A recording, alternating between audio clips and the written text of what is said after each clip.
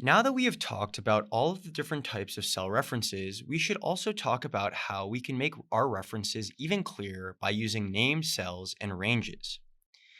If we go into our percent of sales calculation, it's a formula that divides the item sales by the total sales, which is a locked cell. Let's name our first cell by naming this monthly sales number here. To name a cell in Excel, first hover the cell that you want to name. Then go up to the name bar, click into it, and name it something like total sales. Since you are not allowed to have spaces in your name cells, I recommend separating the words with capital letters or underscores. Here, I chose capital letters.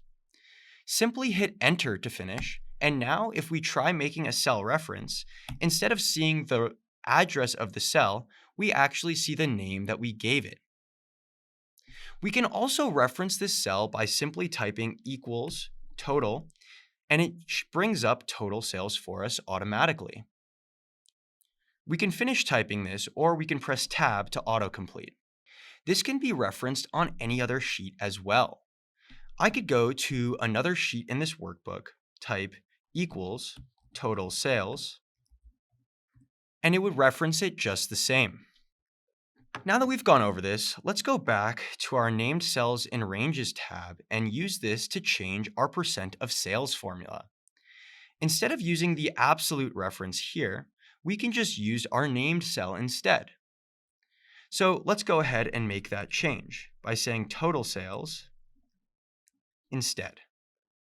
Hit enter, and I can use the fill handle to click and drag it down just as before. Please note that named cells are absolute references, meaning they do not move in relation to the referencing cell.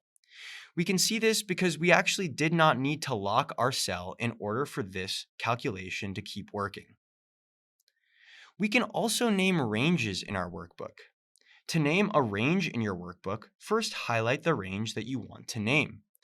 Then go up to the name bar and type a name. I'm going to name it something like sales table. Now, we can reference sales table just like any other range. If we made a reference to it below by saying sales table and hit enter, it would bring down the entire table. Like most tools in Excel, there is a way to manage all of these references. If you go to Formulas, Name Manager, you should be able to see all of the names that you've defined in your worksheet.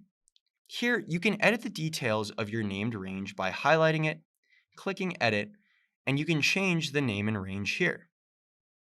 One other cool feature is that you can create named ranges in the Name Manager with a specific scope. Scope defines what tabs of your worksheet have access to this named range.